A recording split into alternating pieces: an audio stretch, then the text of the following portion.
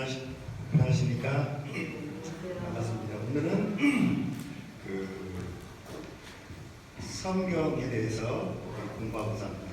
성경은 전체 몇 권으로 되어 있죠? 구약이 39권, 신약이 27권, 그래서 39, 27, 그래서 39권, 27권, 그래서 39 더하기 27은 66권으로 성경이 되어 있습니다. 이 성경의 요절 말씀을 오늘 다 함께 공부해보고자 합니다. 제가 기도하겠습니다.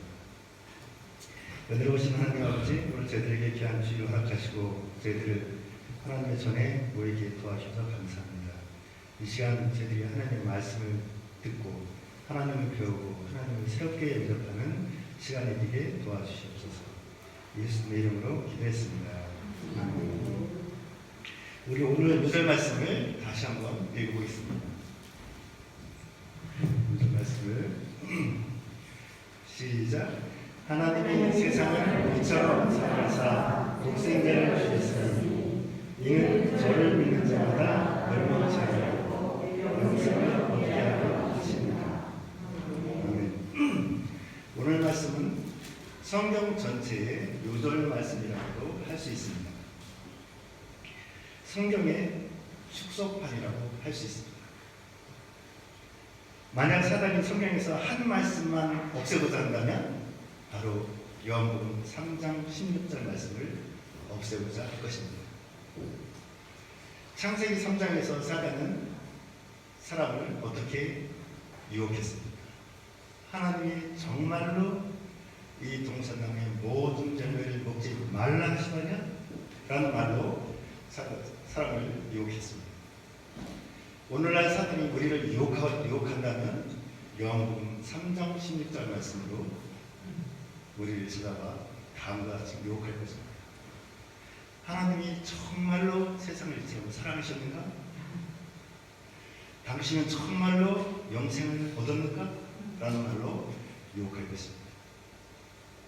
이러한 유혹을 물리치기 위해서 우리는 정말 그러한지 다시 한번 점검해 볼 필요가 있습니다.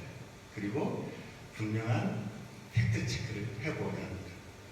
그래서 오늘은 특별히 두 가지 사항에 대한 팩트 체크를 해보고자 합니다.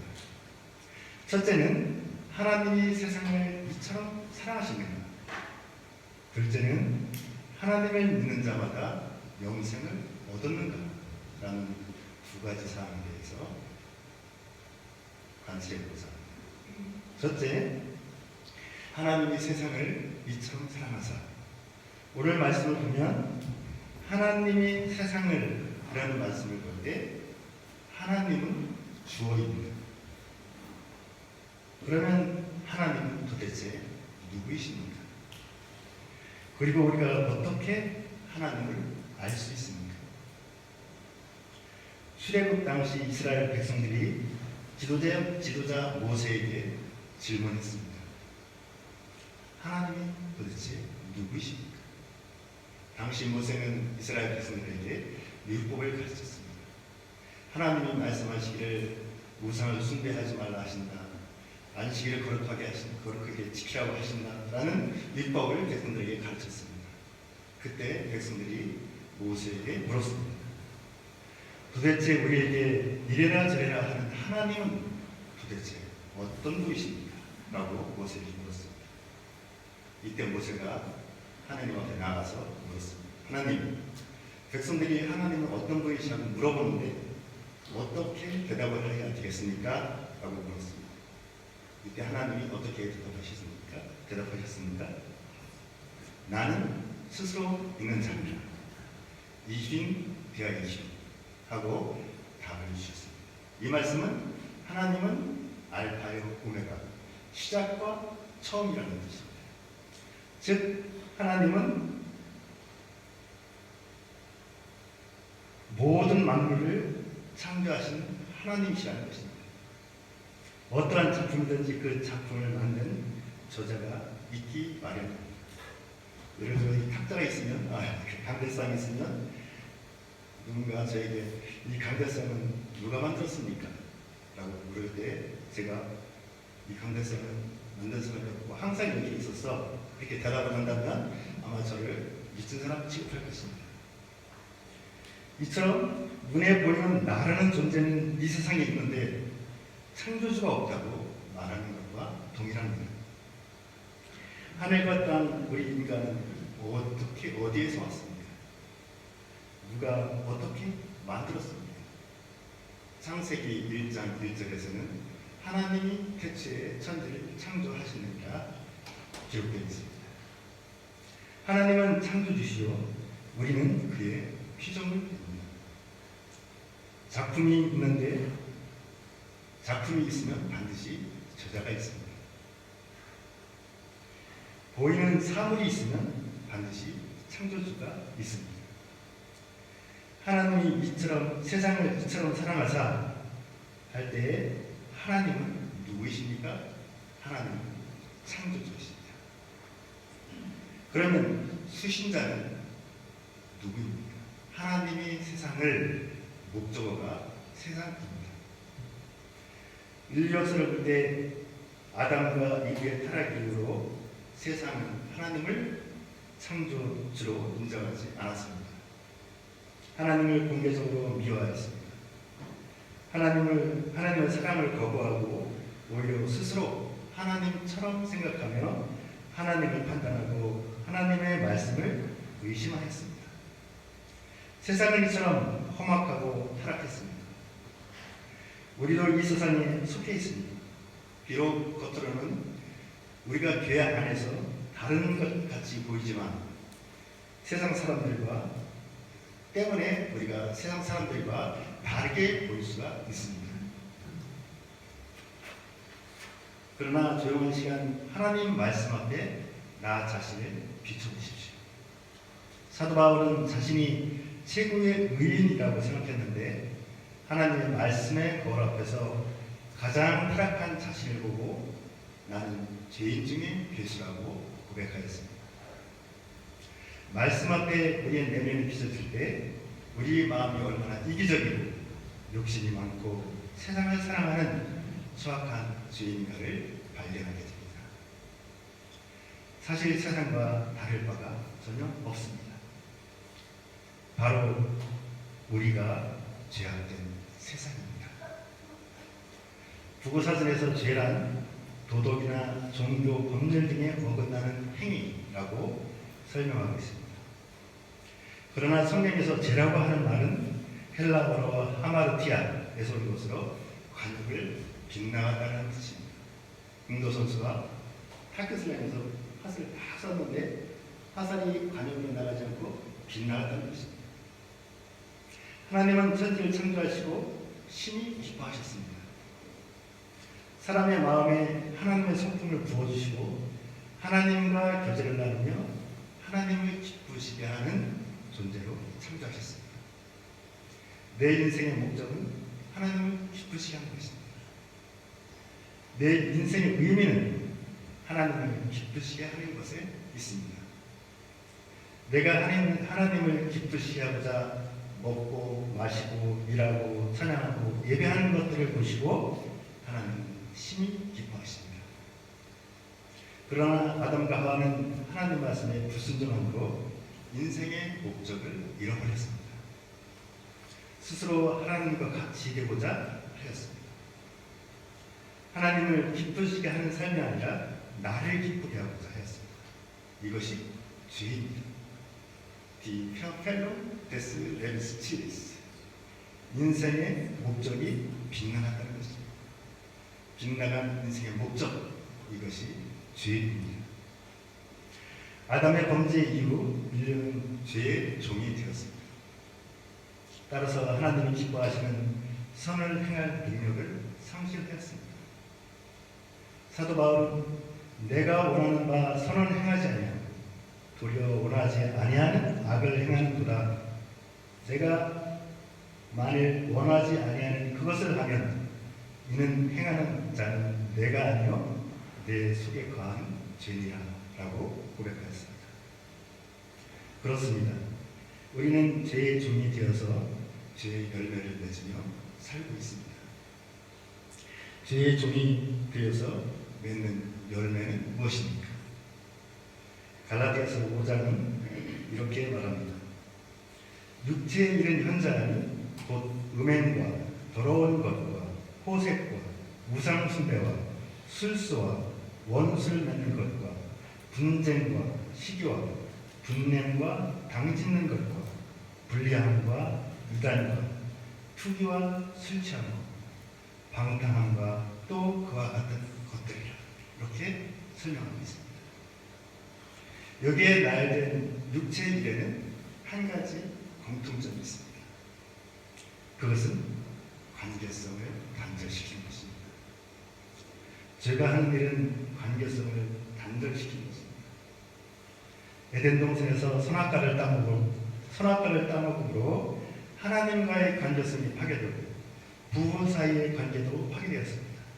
사람과 만물 사이의 관계도 파괴되었습니다. 오늘날도 사람이 사용하는 최고의 무기는 관계성을 파괴하는 것입니다.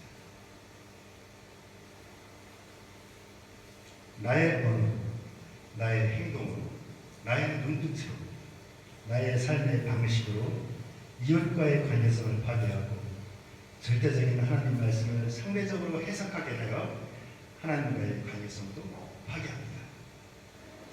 이처럼 인간은 모든 영역에서 전적으로 타락한 존재입니다. 그리고 죄의 대가로 한 사람도 예외 없이 죽을 수밖에 없는 존재가 되었습니다. 그런데 오늘 말씀에서 창조주 하나님은 타락한 세상을 이처럼 사랑하셨습니다. 여기에서 하나님의 사랑의 대상은 이 세상, 즉 음행하고 더럽고 호색하고 우상숭배하며 술수와 원수로 맺기를 좋아하고 분쟁하고 시기와 분을 내며 당짓고 불리하며 이단과 투기와 술취함과 방탕한 세상입니다. 여기서 말하는 이 세상은 바로 우리 모두입니다. 한국인도 독일인도 부자도 가난한 자도 여자도 남자도 믿는 자도 믿지 않는 자도 모두가 하나님의 사랑의 대상입니다. 하나님은 타락하여 원수된 세상을 사랑하셨습니다. 이 점에서 세상의 사랑과 하나님의 사랑의 차이가 있습니다. 세상은 내가 잘 되고 성공하면 즉 돈도 있고 도움이 될 만하다고 생각하면 친구도 찾아오고 친척도 찾아옵니다. 그러나 내가 부담이 되는 존재라고 생각되면 시간이 지남에 따라 나를 떠나게 됩니다. 그러나 하나님은 내가 망했을 때 찾아오셨고 내가 범죄하였을 때 찾아오셨습니다. 사람들이 나를 외면하고 조롱하고 무시할 때 하나님은 나를 찾아오셨습니다. 내가 죄인 되었을 때, 내가 하나님과 원수가 되었을 때 하나님은 나를 찾아오셨습니다. 이것이 하나님의 사랑입니다. 하나님이 세상을 이처럼 사랑하사 그러면 하나님은 세상을 어떻게 사랑하셨습니까? 이처럼 사랑하사 독생자를 주셨으니 사랑하는 사람에게는 무엇이든지 주고 싶습니다. 아낌없이 주는 것이 사랑입니다. 주고도 아깝지 않고 오히려 더 기뻐합니다. 왜 그렇습니까? 사랑하기 때문입니다. 그러면 하나님은 우리에게 무엇을 주셨습니까? 독생자를 주셨습니다. 하나님은 세상을 이처럼 사랑하사 그의 독생자 예수 그리스도를 우리에게 주셨습니다. 그런데 하나님이시오 사람으로 오신 예수님은 이 세상으로부터 핍박을 받으셨습니다. 고난을 받으셨습니다. 마침내는 십자가에 매달려 저주의 자리까지 가셨습니다. 하나님은 가장 견디기 힘든 십자가에서 십자가상의 죽음의 자리까지 독생자 예수님을 내어주셨습니다. 그 이유가 무엇입니까? 왜냐하면 하나님은 세상을 너무너무 사랑하셨습니다. 어떤 대가를 지불하더라도 사랑하는 이 세상을 죄로부터 구원하고자 예수님을 대속제물로 내어주셨습니다. 하나님은 세상을 이처럼 사랑하셨습니다. 그러면 우리가 어떻게 하나님의 십자가의 사랑을 경험할 수 있습니까? 어떻게 십자가의 사랑을 영접할 수 있습니까? 내가 만일 내 입으로 예수를 주로 시인하며 또 하나님께서 그를 죽은 자 가운데서 살리신 것을 내 마음에 믿으면 구원을 얻으리니 사람이 마음으로 믿어 의에 이르고 입으로 시인하여 구원에 이르느니라. 로마서에 기록되어 있습니다. 베드로에게 예수님은 물었습니다. 베드로야, 너는 나를 누구라 하느냐? 이때 베드로는 고백했습니다. 주는 그리스도시요 살아계신 하나님의 아들이십니다. 라고 대답했습니다. 이처럼 누구든지 마음으로 믿어 입으로 고백함으로 하나님의 사랑을 영접하게 됩니다. 하나님의 사랑은 믿음으로만이 체험할 수 있습니다. 경험할 수 있습니다. 하나님이 세상을 이처럼 사랑하사 독생자를 주셨으니 이 말씀을 제가 저희 이름을 넣어서 읽으면 이렇습니다.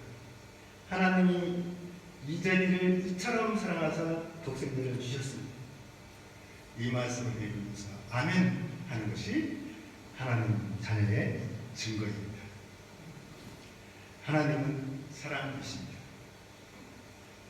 하나님은 믿지 않는 자도 사랑하십니다. 그러나 믿지 않는 불신은 미워하십니다.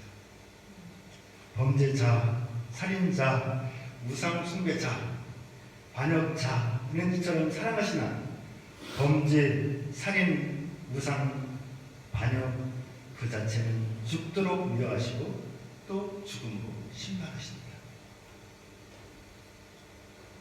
죄의 결과는 죽음입니다. 하나님께서 죄를 심판하시기 위해 이 세상 모두를 죽음으로 심판하셔야 하셨습니다. 하지만 하나님은 그의 독생자 예수님을 내어주시고 십자가에 죽이시고 우리의 죄값을 대속하셨습니다. 하나님이 세상을 이처럼 사랑하셨다는 팩트가 바로 여기에 있습니다. 이처럼 독생자를 주시기까지 우리를 사랑하신 하나님을 찬양합니다. 16절을 다시 한번 보겠습니다.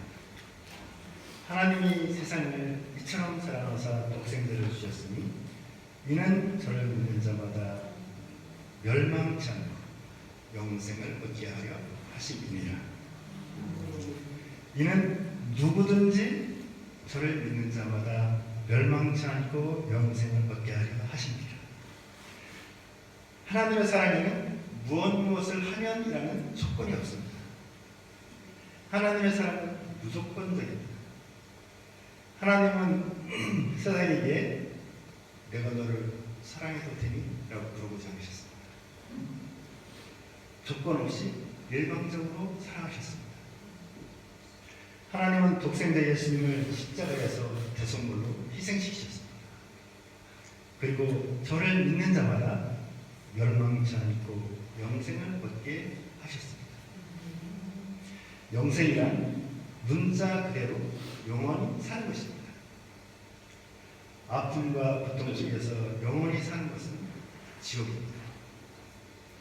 하나님 안에서의 영생은 고통의 연속이 아니라 기쁨과 감사의 연속입니다. 태초에 하나님이 천지를 창조하셨습니다. 여자와 남자를 창조하셨습니다. 에덴 동산에서 행복하게 누리며 살게 하셨습니다. 그런데 아담과 하와는 하나님의 사랑을 의심하여 금지한 선악을 알게 하는 과실을 따먹고 죄인이 되었습니다. 흙으로 돌아갈 수밖에 없는 존재가 되었습니다. 하나님은 타락한 인간을 멸하지 않으시고 여자의 후손으로 태어나실 메시아를 약속하셨습니다. 그리고 하나님은 약속대로 여자의 후손으로 예수님을 보내사 약속을 성취하셨습니다. 이 땅에서 예수님이 하신 일은 십자가에서 죽으신 것이었습니다. 죽음으로 세상의 모든 죄의 삭을 지불하여 주셨습니다. 이 십자가에서 다 이루었다 하심으로 구원을 완성하셨습니다. 그리고 저를 믿는 자마다 멸망치 않고 영생을 얻게 하셨습니다. 반대로 믿지 않는 자에게는 멸망할 수밖에 없습니다.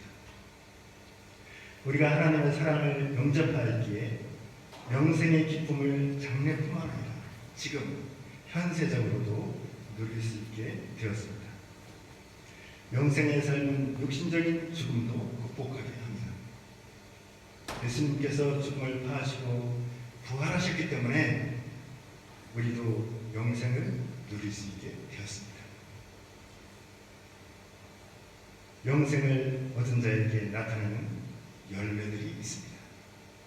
성령의 열매가 있는데 오직 성령의 열매는 사랑과 희락과 오래 참음과 자비와 양선과 충성과 온유와 절제니 이 같은 것을 금지할 법이 없느니라 기록되어 있습니다. 우리 안 또는 우리 이웃의 것을 한번 잘 살펴보십시오. 사랑이 충만하신 분이 있고 어디를 가든지 화평케 하는 분이 있고 오래 참으시는 엄마 아빠들이 있고 자비롭고 충성스러운 분, 온유한 자, 절제하는 자 등 한 사람 한 사람이 영생의 삶을 살고 계신 참 증인들입니다. 이 시간 요한복음 3장 16절 말씀을 제가 저의 이름을 다시 한번 먹어서 다시 한번 읽겠습니다. 하나님이 이제기를 이처럼 사랑하사 독생자를 주셨으니 이는 저를 믿는 이제기가 멸망치 않고 영생을 얻게 하려 하심이라. 아멘. 이 말씀 앞에 아멘이라고 하는 것이 믿음으로 영생을 얻었다는 증거요 팩트입니다. 저에게는 아주 친한 친구가 있었습니다. 제일 친한 친구였지만 예수님을 믿지 않는 유일한 친구였습니다. 한 번은 한국 출장에서 귀국하기 전날, 바로 전날 그 친구가 저에게 전화를 해서 함께 만나서 식사를 하고 다음날 좀 두부로 돌아갔습니다. 그리고 다음날 친구 부인으로부터 전화를 받았습니다. 친구가 스스로 목숨을 끊었다는 소식이었습니다. 여러분, 이때 제가 깨달은 바가 무엇인지 아십니까? 구원에는 내일이 없다는 것입니다. 사단의 최대의 거짓말은 내일이 있다. 내일부터 하면 된다. 라는 것입니다. 여러분, 속지 마십시오. 구원은 오늘 그리고 지금입니다. 다 같이 1절 말씀 읽고 마치겠습니다. 1절 말씀 시작. 하나님이 세상을 이처럼 사랑하사 독생자를 주셨으니 이는 저를 믿는 자마다 멸망치 않고 영생을 얻게 하려 하십니다. 은혜로우신 하나님 아버지, 죄인들을 이처럼 사랑하사 독생자를 주시고 이를 믿음으로 영생을 주신 하나님의 사랑으로 인하여 감사합니다. 저희들이 하나님의 사랑을 누리고 이 사랑을 증거하는 산 세계들이 되도록 도와주시옵소서. 예수님의 이름으로 기도했습니다. 아멘.